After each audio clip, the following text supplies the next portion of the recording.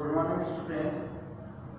आज हम lesson number 7 रासायनिक शास्त्र में केपी और केसी के मध्य आपका क्या करेंगे, संबंध स्थापित करेंगे। ठीक है, केपी और केसी आपका क्या है, constant at pressure and constant eight concentration. इसीलिए रासायनिक शास्त्र में जो है दाब के वजह से आपका जो निर्दाम होता है और कंसंट्रेशन यानी सामने की वजह से जो निर्दाम होता है, इन दोनों के मध्य में किस प्रकार से संबंध होता है, यह संबंध हम एक प्रकार से हम यहाँ पर एक संबंध स्थापित करेंगे। हम एक सामान्य अभिक्रिया कर लेते हैं। ठीक है, जिसमें हम देखते हैं कि आपका क्या होता है, ए है और बी है। ठीक है, ये सामने पर काय में परिवर्तित हो रहे हैं, सी और डी में परिवर्तित हो रहे हैं। ठीक है, जब रिएक्शंस हो रही है उस समय हम देखते हैं कि इसके मोलों की संख्या कितनी है आपकी N1, इसके मोलों की संख्या कितनी हो जाती है, N2 होती है। ठीक है, अब हम देखते हैं कि जब ये आपका C बनता है तो इसकी जो कंसंट्रेशन क्या प्राप्त होता है, मोलों की संख्या आपकी क्या हो जाती है, M1, और इसकी क्या हो जाती है, आपका N2 हो जाती है। ठीक है, और ये रिएक्शन आपकी काल पे चल रही है, साम्य अवस्था पर आपकी चल रही है। ठीक है, तो अब द्रव्यानुपाती क्रिया के नियम के अनुसार जो हम देखते हैं, ठीक है, तो द्रव्यानुपाती क्रिया का नियम क्या कहता है कि सांद्रता में जो रासायनिक साम्य होता है, ये जो स्थिरांक होता है इन दोनों के मध्य, जो रासायनिक साम्य स्थिरांक, उसको हम इस प्रकार से बताते हैं, है ना, कि इक्वल टू आपका क्या हो जाएगा, c की पावर m1, ठीक है, और d की पावर m2 हो जाएगा। ठीक है, और आपका क्या हो जाएगा, ये c आपका क्या हो जाएगा m1, और आपका क्या हो जाएगा c आपका d m2 हो जाएगा।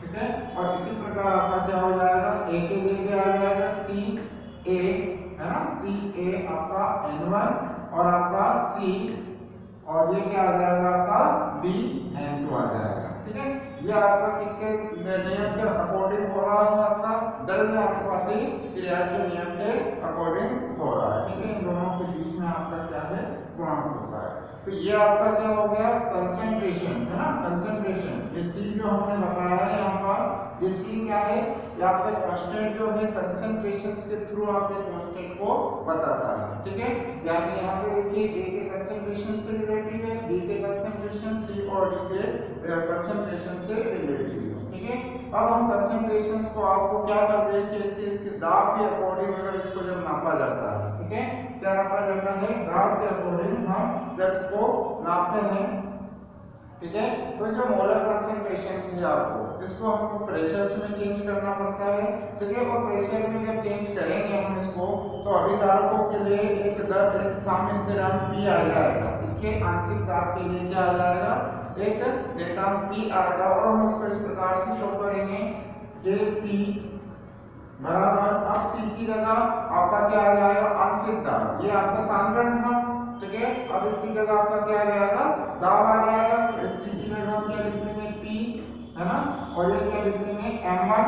ठीक है, और ये आपका क्या आ जाएगा, P D M2, और बटा में क्या आ जाएगा, C N1, और ये आपका ये आपका C आएगा। ठीक है, और ये वापस ये भी आपका C आएगा, P आएगा, और ये आपका क्या आ जाएगा, B, और ये आपका N2 आ जाएगा। ठीक है, ये आपका समीकरण नंबर 2 आ जाता है। ठीक है, तो ये आपने देखा कि ये आपके कंसंट्रेशन का है और ये आपके आंशिक दाब, है ना। तो इस प्रकार हम देखें तो अब ये जो है आपका जो P है प्रेशर है, तो हम आदर्श गैस समीकरण से हम क्या जानते हैं, आदर्श गैस समीकरण जो होती है हमारी से क्या होता है, PV बराबर क्या हो जाता है आपका nRT हो जाता है। ठीक है, P बराबर nRT, ये आदर्श गैस समीकरण जो हम पहले भी इसको हल कर चुके हैं। अगर इसमें से प्रेशर निकालना है हमको तो V को उधर पहुंचाना पड़ेगा, तो आपका N बटा V और RT हो जाएगा। ठीक है, ये V को बराबर के अंदर लाए तो N बटा V RT हो गया, जबकि N बटा V जो है है ना, number of moles upon volume जो होता है इसकी कंसंट्रेशन को शो करता है, ठीक है। यानी मोलर सांद्रण को n/v क्या करता है आपका, मोलर सांद्रण को आपका क्या करता है, डिनोटेट करता है, ठीक है। तो इस वजह से हम यहाँ पर क्या लिख देंगे, n/v की जगह क्या लिख देंगे, c लिख देंगे। तो ये आपके पास क्या आ जाएगा, p बराबर CRT, ठीक है। अब आपके पास जो p आया है ये बराबर क्या आया, CRT आया है। तो अब इस p की जगह आपको यहाँ पर क्या रखना है, CRT रखना है, ठीक है। तो जब यहाँ पर CRT रखेंगे आप, है ना, इसको p बराबर CRT को समीकरण 2 में रखने पर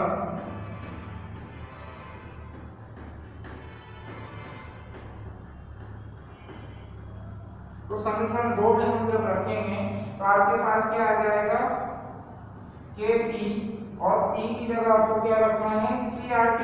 तो ये आपका CRT, ठीक है। और आपका ये क्या रहेगा, इसके ऊपर आपका ये C बाहर है और आपका M1 बाहर, ठीक है। इसके साथ साथ आप देखिए तो आपका क्या आ जाएगा, CRT, और ये आपका क्या आ जाएगा, M2, ठीक है, D के साथ। और नीचे आप देखें तो आपके पास क्या आ जाएगा, CRT, P की जगह क्या रखेंगे, CRT, और आपके पास क्या आ जाएगा, A आपका N1, और ये CRT आपका क्या आ जाएगा, D N2 आ जाएगा, ठीक है। अब हम आगे देखें तो हमारे पास क्या प्राप्त हो जाएगा,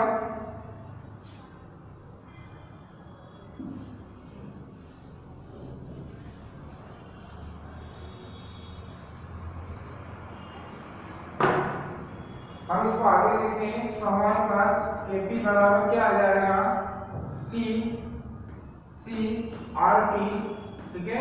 और इसका क्या आ जाएगा, M1, ठीक है। और यहाँ पर देखें तो CD आपका क्या आ जाएगा, CD आपका RT,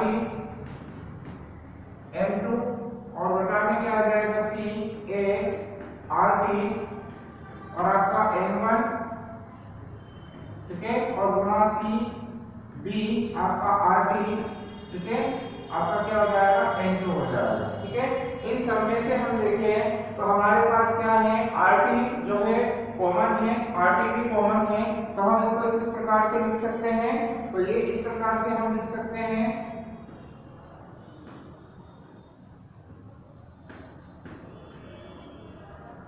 तो यहाँ आपका Kp बराबर क्या आ जाएगा, CM1, ठीक है, और गुणा में आपका CD आपका M2, और आपका नीचे क्या आ जाएगा, CAN1 गुणा CB आपका N2, ठीक है, ये हो जाएगा। और ऊपर आपका क्या कॉमन निकलेगा, देखिए तो ये आपका आ जाएगा RT, ठीक है। और RT होने के चूंकि गुणा है, गुणा होने पर क्या होता है आपका, उनकी घातों का योग हो जाता है, तो M1 प्लस M2 हो जाएगा, ठीक है। और यहाँ नीचे बटे में क्या हो जाएगा आपका ये जो RT है, RT आपका क्या हो जाएगा, N1 प्लस N2 हो जाएगा, ठीक है। अब जब इसको बराबर के ऊपर ले जाएंगे तो हमारे पास क्या प्राप्त हो जाएगा, तो यहाँ पर देखिए Kp बराबर आपका CM1 गुणा CBM2 बटा आपका क्या हो जाएगा, CAN1 और गुणा D तो CBN2, ठीक है। और यहाँ पर क्या होगा, ऊपर चली जाएगी भाग, है ना, गणितीय सूत्र के द्वारा। तो हमारे पास M1 M2 और इसके माइनस में क्या हो जाएगा आपका N1 प्लस N2 हो जाएगा, ठीक है। अब इसको हम क्या मान सकते हैं, पूरे को डेल मान सकते हैं, ठीक है। तो हमारे पास क्या प्राप्त हो जाएगा, अब इसको देखो Kp बराबर क्या आ जाएगा, CM1 और CBM2 बटा CAN1 और CBN2, और ये आपका क्या हो जाएगा, RT डेल N, ठीक है। इसको हम डेल N की जगह किसको लिख सकते हैं, m1 plus m2 minus n1 plus आपका n2, ठीक है। ये आपका क्या रहेगा, डेल n रहेगा। परंतु ये देखिए, ये आपका समीकरण 1 में जो था, आपने समीकरण 2 में, हाँ हमने देखा था समीकरण 1 में, तो इसकी जो वैल्यू थी kc थी, तो यहाँ पर हम लिख सकते हैं कि हमारे पास kp बराबर आपका क्या आ जाएगा, kc, और आपके पास क्या आ जाएगा, rt डेल, ठीक है। तो यही आपका क्या है, kp और kc के मध्य आपका संबंध होता है, ठीक है। अब इसमें क्या होता है, डेल n की वैल्यू में जो आपका है m1 m2 और m1 m2 है, यह जब इसके समीकरण में परिवर्तन होता है, जब ये अगर दोनों बराबर 0 हो जाते हैं, तो डेल की वैल्यू कितनी हो जाती है, 0 हो जाती है। तो उस कंडीशन में kp बराबर kc हो जाता है। और यदि इनमें से आप देखें कि किसी एक की वैल्यू ज्यादा होती है, तो इसमें kp की वैल्यू kc से ज्यादा हो जाती है, और अगर कम होती है तो कम हो जाती है, ठीक है।